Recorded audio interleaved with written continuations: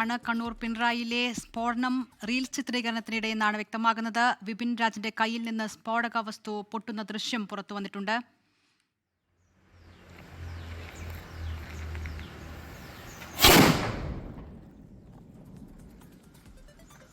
അജീഷ് ജയകുമാറാണ് വാർത്തയുടെ വിവരങ്ങളുമായി ചേരുന്നത്. അജീഷ്, വലിയ രാഷ്ട്രീയ ആരോപണങ്ങൾ ഉൾപ്പെടെ ഉയർന്ന സംഭവമാണല്ലോ. ഇപ്പോഴെന്താണ് നമുക്ക് മനസ്സിലാക്കാൻ സാധിക്കുന്നത്?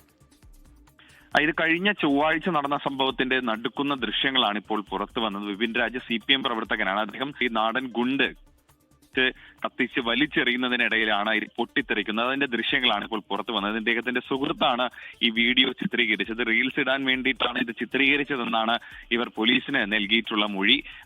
ഇതിലെ തിരി കൊളുത്തി അതിനുശേഷം വലിച്ചെറിയുന്നതിനിടെ പെട്ടെന്ന് ഇത് പൊട്ടിത്തെറിക്കുകയായിരുന്നു. അങ്ങനെയാണ് കൈപ്പത്തി അടക്കം തകർന്നു പോയത്.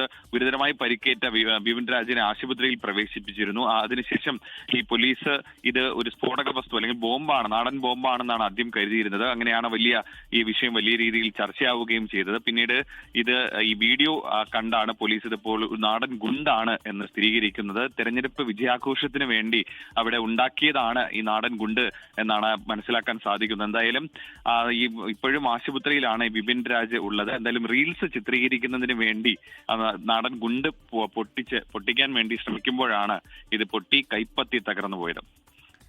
കണ്ണൂർ പിണറായിൽ സ്ഫോടനമുണ്ടായി, യുവാവിന്റെ കൈപ്പത്തി തകർന്ന സംഭവം അതൊരു റീൽസ് ചിത്രീകരണത്തിനുണ്ടായ അപകടം എന്നാണ് ഇപ്പോൾ മനസ്സിലാകുന്നത്. അജീഷ് ജയകുമാറാണ് വിവരങ്ങൾ നൽകിയത്. ലോകത്തെവിടെയായാലും ഏത് സമയത്തും 24 വാർത്തകളും ഓഗ്മെന്റഡ് റിയാലിറ്റി പാക്കേജുകളും എക്സ്പ്ലെയിനറുകളും വിശദമായി കാണാൻ ഞങ്ങളുടെ YouTube ചാനൽ നിങ്ങൾക്ക് സബ്സ്ക്രൈബ് ചെയ്യാം.